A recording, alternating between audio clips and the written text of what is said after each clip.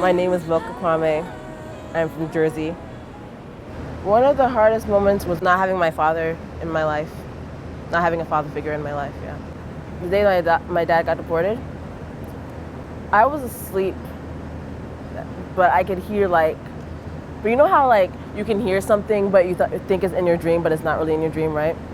I heard somebody bust down our door, but I thought it was a part of my dream.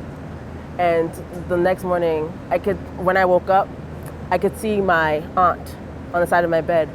And I thought that was my mom, so I thought my dad was off work, so I would always go to his bedroom to wake him up and stuff.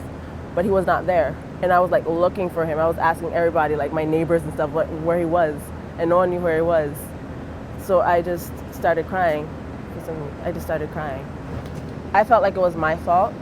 You know, when my dad left me, I thought it was my fault that he left. I did something, I did something to him that would make him leave.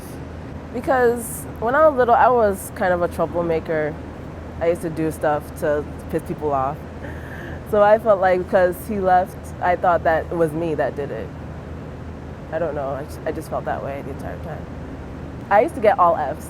I used to get a whole lot of Fs. I would never do my homework. I would never study for tests. Art was basically the only thing that could help me because I didn't like really talking to people about my dad, so I just drew how I felt. I used to draw people crying a lot, just bust out crying or bloody faces, and I used to draw dead people because I was pretty suicidal back then. Drawing sad people made me feel aware on how I was feeling in the inside, and I told myself, hey Milca, you shouldn't be feeling like this. You have to, what can you do to make yourself feel better? The turning point for me was talking to my guidance counselor. She was actually the first guidance counselor that was actually nice to me, and she told me that, hey, you control what you become in life. It made me feel powerful, actually.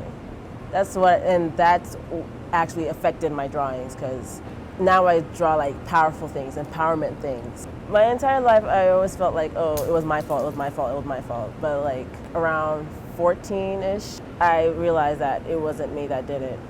It took a long time actually to actually tell myself, hey, this was not you. This was the government who did this, and you shouldn't blame yourself for it. I would tell my younger self that it wasn't your fault, so you shouldn't have felt that way about yourself. I tell myself you can do anything if you try. That's what I say.